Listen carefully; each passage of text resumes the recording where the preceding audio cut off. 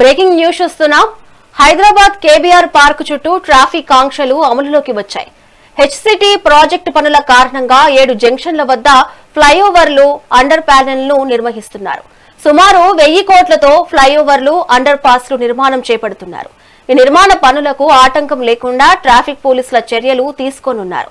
వాహనదారులకు ఇబ్బంది కలగకుండా కేబీఆర్ పార్క్ చుట్టూ 1 వే అమలు చేస్తున్నారు. నేటి నుంచి ఏడాదిన్నర పాటు కేబీఆర్ పార్క్ చుట్టూ ఆంక్షలు కొనసాగనున్నాయి.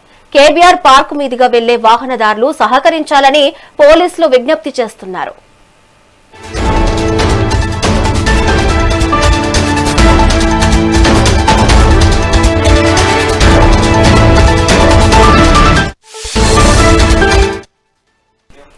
పంజాగుట్ట నుంచి మాదాపూర్ వైపు వాహనదారులు ఎన్టీఆర్ భవన్ సిగ్నల్ వద్ద లెఫ్ట్ టర్న్ తీసుకుని క్యాన్సర్ ఆసుపత్రి, అగ్రసేన్ చౌరస్తా, జర్నలిస్ట్ కాలనీ మీదుగా రోడ్ నెంబర్ 45 ద్వారా మాదాపూర్ వెళ్లాలి. లేదా ముందుకు వెళ్లి జూబ్లీహిల్స్ చెక్ పోస్ట్ నుంచి లెఫ్ట్ తీసుకోవాల్సి ఉంటుంది. ఇందిరానగర్, వెంకటగిరి నుంచి ఫిలిం నగర్ వైపు గతంలో చెక్ పోస్ట్ నుంచి నేరుగా వెళ్లే అవకాశం ఇకపై ఉండదు. చెక్ పోస్ట్ నుంచి లెఫ్ట్ తీసుకుని ఎన్టీఆర్ భవన్, క్యాన్సర్ ఆసుపత్రి, అగ్రసేన్ చౌరస్తా మీదుగా రౌండ్ తిరిగి ఫిలిం నగర్ చేరుకోవాల్సి ఉంటుంది. మాదాపూర్ నుంచి వచ్చేవారు చెక్ పోస్ట్ మీదుగా ఎన్టీఆర్ భవన్ ద్వారా నేరుగా పంజాగుట్ట వెళ్లవచ్చు. ఈ మార్గంలో పెద్దగా మార్పులు లేవు. కేబీఆర్ పార్క్ చుట్టూ ఎదురుగా వచ్చే వాహనాలు ఉండవు కాబట్టి వాహనదారులు 2 దారుల్లోనూ ప్రయాణించవచ్చు.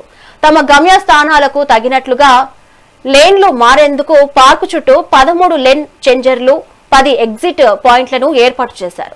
రౌండ్ ది క్లాక్ తరహాలోనే ప్రయాణిస్తూ సైన్ బోర్డులను గమనించి లెఫ్ట్ లేదా రైట్ లైన్లలోకి మారే సదుపాయం కల్పించారు. ట్రాఫిక్ రద్దీని ఎప్పటికప్పుడు సమీక్షించేందుకు integrated command and control centre ద్వారా డ్రోన్లు, హైరేంజ్ సీసీటీవీ కెమెరాలతో రియల్ టైం పర్యవేక్షణ చేస్తున్నారు. వాహనదారుల సౌలభ్యం కోసం గూగుల్ మ్యాప్స్ నావిగేషన్ లోనూ కొత్త రూట్లను అప్డేట్ చేశారు.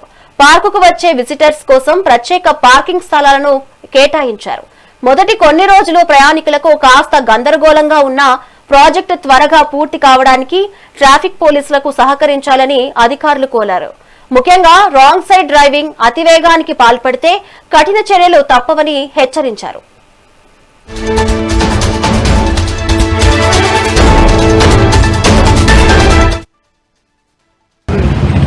Hyderabad city innovative and transformative ఇన్ఫ్రాస్ట్రక్చర్లో భాగంగా మన రాష్ట్ర ప్రభుత్వం కేబీఆర్ చుట్టూ 7 జంక్షన్లో ఫ్లైఓవర్స్ మరియు అండర్ పాసెస్ నిర్మాణం ఆల్రెడీ ప్రారంభం చేశారు.